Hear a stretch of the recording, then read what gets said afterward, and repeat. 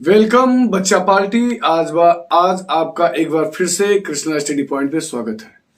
देखिए, आज हम आपके सामने एक टॉपिक लेके आए हैं। उस टॉपिक का नाम है प्रिज्म।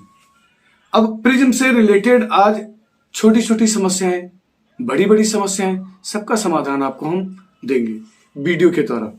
और देखिए, कमेंट सेक्शन में बताएं कि आपको ये कितना लाभकारी रहा, और यदि अच्छा लगे तो प्लीज लाइक एंड सब्सक्राइब करना मत भूलिए यदि आप हमारे चैनल पे नए हैं, और शेयर जरूर करें जिससे हमारे नॉलेज की जो है आगे तक पुकार पहुंचे।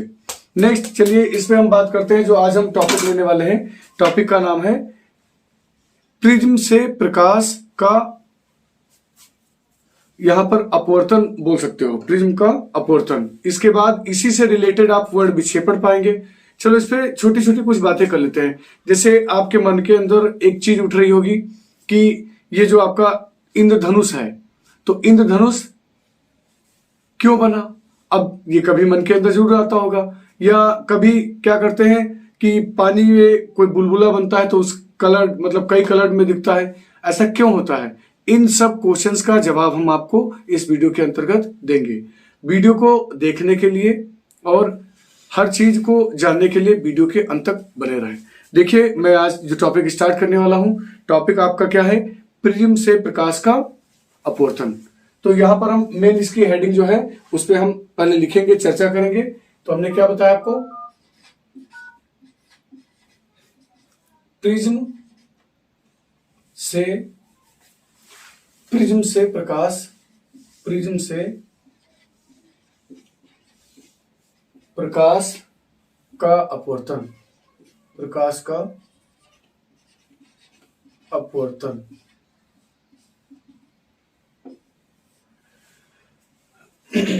अब यहां पर जो बात कर रहे हैं, तो सबसे पहले देखिए यहां पर ऑलरेडी एक डायग्राम बना रखे हैं। तो ये जो प्रिज्म होता है, तो पहले जान लेते हैं प्रिज्म होता क्या है। तो प्रिज्म देखिए, हमने बताया आपको एक पारदर्शी माध्यम होता है जिसमें क्या करते हैं, एक श्वेत प्रकाश की किरण हम डालते हैं। तो जैसे श्वेत प्रकाश किरण इस पारदर्शी माध्यम के पहले सपाट पे पहुंचेगी, मतलब जैसे यहां पर पहले ये द्वारक पर पहुंचेगी, तो तुरंत इस पे क्या हो जाएगा, एक अभिलंब बन जाएगा।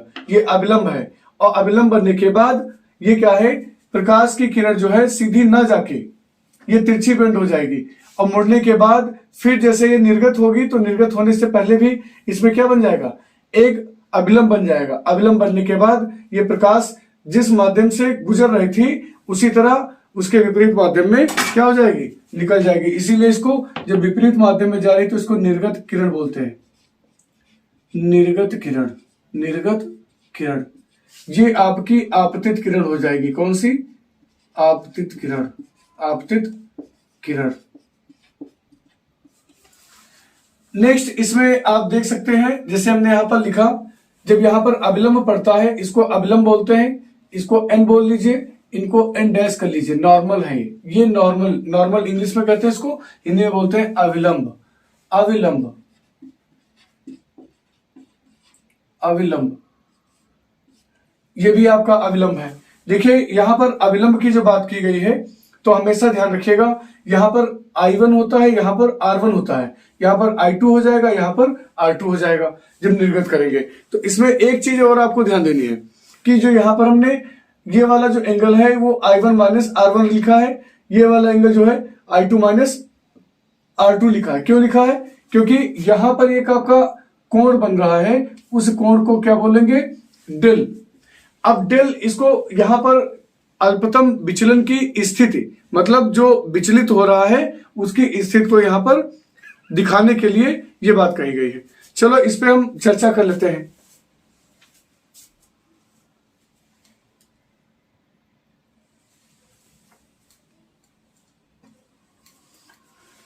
देखिए चलो शुरुआत करते हैं। शुरुआत करने पर आपको सबसे पहले हम बता रहे हैं कि ये वाला जो कोण है, इस कोण को प्रिज्म कोण कहते हैं। क्या कहते हैं, प्रिज्म कोण कहते हैं, प्रिज्म कोण। बहुत अच्छी तरह से समझने की कोशिश करिएगा कि एक पॉइंट आपसे मिस ना हो, और हम पूरी कोशिश करेंगे आपको एंड तक अच्छे से अच्छा आपको बताएं। अब देखिए इसके अंतर्गत प्रिज्म से प्रकाश का अपवर्तन, ये इसका टाइटल है। अब टाइटल के अंतर्गत देखेंगे तो सबसे पहले यहां पर हमको एक चीज और जान लेनी है कि ये जो आपका कोण बना है, ये सपाट जो पृष्ठ है, इस पृष्ठ और इसके बीच का जो एंगल बनेगा वो 90 का बनेगा। इसी तरह इधर का भी एंगल आपका क्या बनना चाहिए, 90 का बनना चाहिए। कैसा, 90 का। चलो अब हम बात कर लेते हैं, यहां पर चतुर्भुज बन रहा है, तो यहां पर चतुर्भुज कौन सा बन रहा है, चतुर्भुज कौन सा चतुर्भुज दिख रहा है, AQOR, AQOR में। तो सबसे पहले हम चतुर्भुज AQOR में जब बात करेंगे तो इससे पहले हमने आपको बताया कि जो आपका एंगल Q है वो हमेशा क्या होता है, एंगल R के बराबर होगा, और ये दोनों कितने के हैं, 90 के हैं। कितने हैं, 90 के। तो यहां पर इन दोनों का योग कितना हो जाएगा, 90 का। अब यहां पर जो चतुर्भुज होता है तो चतुर्भुज की चारों कोणों का योगफल कितना होता है, 360। अब यहां पर हम देखेंगे एंगल A, पहला आपका एंगल A बन रहा है, फिर प्लस एंगल Q बन रहा है दूसरा, फिर एंगल O बन रहा है, और फिर एंगल R बन रहा है। Angle R is equal to आपका 360। अब देखिए यहां पर हम जानते हैं एंगल Q और एंगल R ऑलरेडी बता चुके हैं कि ये फलक से हमेशा ध्यान रखना जो अभिलंब बनता है, तो अभिलंब और इस जो फलक है इसके बीच की दूरी हमेशा कितनी, इसके बीच का जो कोण होता है वो 90 होता है। इसी तरह इसके भी बीच का कोण का होगा 90। तो ये 90, ये 90 कितना हो गया, 180, क्योंकि दोनों प्लस के हैं। इसको उधर भेजेंगे, काहे के हो जाएंगे, माइनस के। तो एंगल A और फिर plus angle O is equal to 360 और माइनस का 180। अब angle A plus angle O is equal to 360 से 180 लेस करोगे तो 180 बचेगा, 180। ये क्वेश्चन नंबर आपकी क्या आ गई, ये फर्स्ट आ गई। अब इसी तरह हम बात करते हैं दूसरे, जो यहां पर त्रिभुज हमको दिख रहा है, कौन सा त्रिभुज दिख रहा है, इसमें QOR मतलब नीचे वाला त्रिभुज दिख रहा है। इसके बीच में ध्यान रखिएगा यहां पर ये समद्विभाजित कर दिया गया है। तो यहां पर क्या हो जाएगा, त्रिभुज, ये हम यहां पर एरो बना रहे हैं, इससे आपको पता रहेगा। त्रिभुज QOR में, त्रिभुज QOR में। अब इसके अंतर्गत देखिए, जब हम QOR की बात करेंगे तो यहां पर हमको एंगल कौन सा दिख रहा है, यहां पर दिख रहा है R1, इधर क्या दिख रहा है R2। यहां तो कोई एंगल है नहीं तो इसको हम O ही मान लेंगे। तो यहां पर हो जाएगा R1 प्लस एंगल O और फिर प्लस एंगल R2, ये एंगल है R2 इज इक्वल टू कितना हो जाएगा, 180, क्योंकि त्रिभुज के तीनों कोणों का योगफल 180 अंश होता है। अब यहां पर समीकरण जो आपका फर्स्ट आया है, समीकरण फर्स्ट व सेकंड की तुलना कर लीजिए, कि तुलना करने पर जब तुलना करेंगे, ध्यान दीजिएगा, समीकरण फर्स्ट और सेकंड की यहां पर क्या करेंगे, तुलना करेंगे। तुलना करने पर क्या हो जाएगा, 180 इधर है 180 इधर है। जब सेम सेम है तो कंपेयरिंग में सेम सेम जो पद होते हैं इक्वल, वो कट जाते हैं। तो यहां पर क्या बचा, एंगल A बचा और फिर प्लस एंगल O बचा। इधर आपका क्या है, एंगल R1 और फिर प्लस एंगल O और फिर प्लस एंगल R2। O से O क्या हो जाएगा, कट जाएगा, क्योंकि सेम सेम सिंबल के हैं। तो यहां पर आपका A बचेगा, A is equal to R1 plus R2। ये इक्वेशन नंबर आपकी क्या हो गई, थर्ड हो गई। इक्वेशन नंबर कौन सी हो गई, थर्ड हो गई। अब इसके बाद देखिए, ये वाला आपको टॉपिक क्लियर हुआ। अब हम बात करते हैं कौन से एंगल की, एंगल QTR में, एंगल QTR में। इससे पहले आपको हम बता रहे हैं कि आपको ये जानना होगा, जो ये बाहर वाला, क्योंकि ये आपका जो कोण है ये बाहर है, तो जो y कोण होता है, y कोण बराबर होता है अंतः कोणों का योगफल, अंतः कोणों का योगफल, अंतः कोणों का योगफल, अंतः कोणों का योगफल, कोणों का योगफल, योगफल। अब देखिए यही वाला फार्मूला यहां पर हम अप्लाई करेंगे, तो हम यहां पर लिखेंगे कौन सा, त्रिभुज, त्रिभुज कौन सा हो जाएगा, QTR में, त्रिभुज QTR में। देखिए जहां जहां हमने लिखा है, स्टार्टिंग की है, हमने एरो बना दिया जिससे आपको समझने में कोई तकलीफ ना हो। अब इसके अंतर्गत देखिए जब QTR की बात करेंगे तो यहाँ का जो एंगल है वो क्या है I1 माइनस R1 और इधर का एंगल क्या है I2 माइनस R2। तो यहाँ पर दोनों कोणों का जो योग हो जाएगा वो बाहरी कोण के बराबर होगा। मतलब यहाँ पर हम डेल बराबर लिख सकते हैं I1 माइनस R1 और फिर प्लस I2 माइनस R2। अब देखिए यहाँ पर ये आपका यहाँ पर वैल्यू माइनस में, इधर वैल्यू माइनस में, तो इधर हम क्या करेंगे इनको अलग अलग डिब्बे में कर लेते हैं। तो यहाँ पर क्या हो जाएगा, ये हो गया आपका I1 और फिर प्लस I2 एक डिब्बे में कर लेते हैं और माइनस सिंबल इन दोनों में हम ले लेंगे कॉमन। तो जब माइनस कॉमन ले लिए तो माइनस और माइनस क्या हो जाएगा प्लस का, तो ये भी प्लस और भी माइनस और भी माइनस, तो हो जाएंगे प्लस का R2। ये इक्वेशन नंबर आपकी क्या हो गई, फोर्थ हो गई, इक्वेशन नंबर फोर्थ। अब इसके अंतर्गत देखिए यहाँ पर हम कुछ टॉपिक आपको समझाने वाले हैं। इस तरह जो टॉपिक है उस पे आप यहाँ पर जो हमने बताया जो अल्पतम कोण होता है इसके अंतर्गत यहाँ पर सबसे पहले अल्पतम विचलन की स्थिति देख लेते हैं। अल्पतम विचलन की स्थिति, अल्पतम विचलन की स्थिति की जब बात करोगे तो यहाँ पर बहुत अच्छे से समझिएगा। ये आपके आपतन कोण है, जो आई है उसको क्या कहते हैं आपतन कोण आई। तो यहाँ पर आपको I1 शो कर लेना है, इधर आपको I2 शो कर लेना है। ये I को शो करते हैं और इधर वाला जो आपका है ये डेल को शो करता है। डेल मतलब डेल को हमने क्या बताया अल्पतम विचलन की स्थिति को, और यहां पर अल्पतम विचलन की स्थिति जो हो जाएगी वो डेल एम रहेगी। ऊपर यहां पर आपका डेल रहेगा। ये स्टार्टिंग जैसे यहां से चलना स्टार्ट करते हैं। अब इसमें देखिए अल्पतम विचलन की स्थिति आपको ये शो कर रहा है, तो यहाँ पर ये दोनों शो कर रहे हैं, तो यहाँ पर क्या हो जाएगा ये I2। इसका मतलब अल्पतम विचलन की स्थिति के अंतर्गत यहाँ पर ये 5 अंश से भी छोटे कोण बनाते हैं। कितने 5 अंश से भी छोटे कोण, और 5 अंश से छोटे कोण बनाने के लिए यहाँ पर जो I1 है वो I2 के बिल्कुल नजदीक हो जी, और यह R1 जो है वो R2 के बिल्कुल नजदीक हो जाएगा। तो इसका मतलब क्या है इस स्थिति में जब हम बात करेंगे, इस स्थिति में जो डेल है वो डेल एम के बराबर हो जाएगा।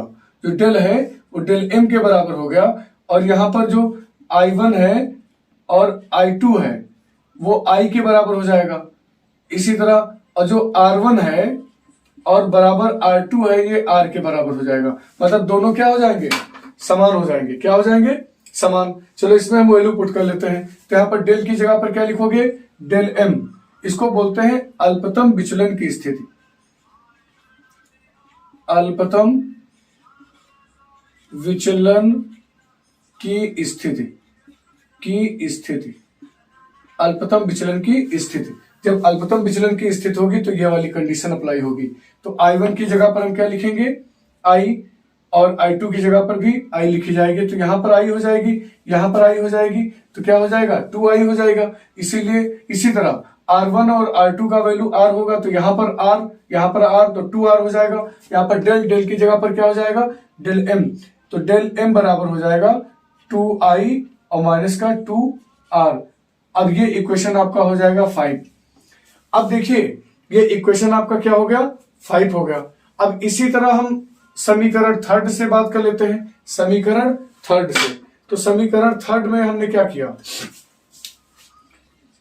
समीकरण थर्ड से अल्पतम विचलन की स्थिति के अंतर्गत, तो यहां पर A बराबर आपका क्या हो जाएगा, यहां पर R1 है, यहां पर R2 है, तो ये R1 और R2 जो है ये इक्वल हो जाएंगे। तो यहां पर R क्या हो जाएगा 2R हो जाएगा। क्या हो जाएगा 2R। मतलब A का मान जो है समीकरण 5 में रखने पर, A का मान समीकरण 5 में रखने पे अब यहां पर जब A का मान हम किस में रखेंगे, A का मान समीकरण किस में रखा जाएगा, समीकरण 5 में। जब समीकरण 5 में रखेंगे तो यहां पर डेल M बराबर क्या हो जाएगा 2R की जगह पर क्या लिखोगे A, तो 2I माइनस A हो जाएगा। अब A को हम उधर भेज देंगे, तो इधर ये प्लस का है, उधर गया तो आपका काहे का, सॉरी इधर माइनस का उधर जाएगा काहे का, तो प्लस का। तो 2I बराबर हो गया डेल M प्लस A। ये 2 इंटू में इसके अपॉन में चला जाएगा, तो I इक्वल टू हो जाएगा डेल एम प्लस ए अपॉन 2। ये हमको आई और आर की वैल्यू क्लियर हो गई, आई और आर की वैल्यू क्लियर हो गई। स्नेल के नियमानुसार, स्नेल के नियमानुसार, स्नेल के नियमानुसार, स्नेल का नियम क्या कहता है? n is equal to sine i upon sine r, sine i upon sine r. अब आई और आर का वैल्यू पुट कर लेते हैं, तो आर का मान इससे निकाल लीजिए, जो इससे आर का मान निकालेंगे तो आर बराबर क्या हो जाएगा? a अपॉन 2, क्योंकि ये इनटू में है तो इसके अपॉन में चला जाएगा, तो ये आर की वैल्यू आ गई। अब आई व आर का मान, आई व आर का मान रखने पर, अब आई व आर का जो मान है वो जब रखा जाएगा यहां पर, तो अच्छी तरह ध्यान दीजिएगा, यहां क्या हो जाएगा? n इजक्वल टू साइन आई की जगह पर क्या हो जाएगा? डेल m प्लस ए अपॉन 2, और फिर अपॉन में साइन आर की जगह पर क्या हो जाएगा? a अपॉन 2, तो sine a upon 2, sine a upon 2। ये आपका कंप्लीट हो गया, ये आपका कंप्लीट हो गया क्या? ये प्रिज्म से प्रकाश का अपवर्तन का सूत्र, यहां पर अपवर्तन का सूत्र जो आपका हमने निकाला, तो ये आपका टॉपिक कंप्लीट हुआ। अब इसके बाद आपको इसमें जो पढ़ना है उसके बारे में हम बात करने वाले हैं, थोड़ा बोर्ड को रफ करेंगे, उसके बाद नेक्स्ट टॉपिक आपको हम बताएंगे। देखिए अब हम आगे जो नेक्स्ट टॉपिक है इसी का वो हम लेके आए हैं, पतले प्रिज्म द्वारा उत्पन्न विचलन। अब ये वाला जो था सिर्फ आपका अपवर्तनांक आया। अब इसके बाद पतले प्रिज्म के लिए जब बात की जाएगी तो उसके लिए हम देख लेते हैं। तो ये 5 अंश से भी हमने बताया था छोटा कोण बनता है, 5 अंश से भी छोटा कोण बनने के कारण यहां पर जो आपका साइन आई है वो आई के इक्वल रहेगा, और जो साइन आर है वो आर के, जो साइन आई है वो आई के लगभग बराबर माना जाएगा, और साइन आर जो है वो बराबर लगभग किसके होगा? आर के। पर हम जानते हैं यहां पर आपको बता रखे हैं n बराबर क्या हो जाएगा? आई अपॉन आर। अब आई और आर की वैल्यू यहां पर पुट कर दीजिए, तो n इक्वल टू आई का मान कितना? डेल m प्लस ए अपॉन में 2, फिर अपॉन यहां पर r की वैल्यू देखी जाए तो r की वैल्यू कितनी है? a अपॉन 2, तो 2 से 2 क्या हो जाएगा? कट जाएगा। अंश हर अंश मतलब ये अपॉन में रहेगा, तो n इक्वल टू आपका कितना हो गया? n इक्वल टू आपका हो गया डेल m प्लस ए अपॉन 2, ए अपॉन ए, सॉरी अपॉन ए, क्योंकि 2 कट गया, अपॉन 1 करके क्रॉस कर लेंगे तो n का a से करेंगे तो n a हो जाएगा, और equal to del m plus a. अब a वाला जो है पोर्शन वन साइड कर लेंगे, तो यहां पर क्या हो जाएगा? Del m equal to n a, और a प्लस का इधर आएगा तो कहा हो जाएगा माइनस का, a कॉमन मिल रहा है, तो del m equal to a मैंने कॉमन ले लिया तो n माइनस 1 आ गया, n माइनस 1। तो पतले प्रिज्म की जब बात की जाए तो उसके लिए जो विचलन होगा मतलब अल्पतम विचलन, वो आपका del m equal to a और ब्रैकेट में n माइनस 1 आएगा। अब ये वाला जो है पतले प्रिज्म का सूत्र है, इससे क्या स्पष्ट होता है? इससे स्पष्ट होता है ये कि जो पतला प्रिज्म है वो किस पे डिपेंड कर रहा है? वो डिपेंड कर रहा है प्रिज्म कोण पे। ये आपका प्रिज्म कोण है, n मतलब अपवर्तनांक पे, और ये तो आपका विचलन ही है। तो ये जो विचलन है वो डिपेंड करता है दो चीजों पे, प्रिज्म कोण पे और यहां पर अपवर्तनांक पे। और जो ये आपका सिर्फ अपवर्तनांक आया था वो आपका दो चीजों पर वो भी डिपेंड कर रहा है, वो आपका डेल m प्लस ए, मतलब a पर भी डिपेंड कर रहा है और डेल m पे भी डिपेंड कर रहा है। अब उनकी साइन मतलब ज्या के बात के अंतर्गत, पर ये विदाउट ज्या है, तो इसके अंतर्गत अब ये हम जान लेते हैं कि यहाँ पर जो विचलन कोण की स्थिति है वो किस पे डिपेंड कर रही है? n पे डिपेंड कर रही है और a पे डिपेंड कर रही है। तो इसका मतलब क्या है कि जो है यह अपवर्तन कोण पर निर्भर नहीं करता है, यह अपवर्तन कोण पर निर्भरता है। अपवर्तन मतलब यहाँ पर ना आपतन कोण है और ना ही अपवर्तन कोण है, मतलब ना ही आर है ना ही आई है। तो इसका मतलब ये हमें क्लियर हो गया कि ये सिर्फ किस पे डिपेंड करेगा, ए पे डिपेंड करेगा और एन पे। यदि आपको ये हमारी वीडियो बहुत अच्छी लगी हो, यूजफुल हो आपके लिए, तो प्लीज लाइक सब्सक्राइब। यदि आप हमारे चैनल पे नए हैं तो कमेंट सेक्शन में कमेंट करें और हमारे चैनल को बेल आइकन दबा के लाइक करें। गुड।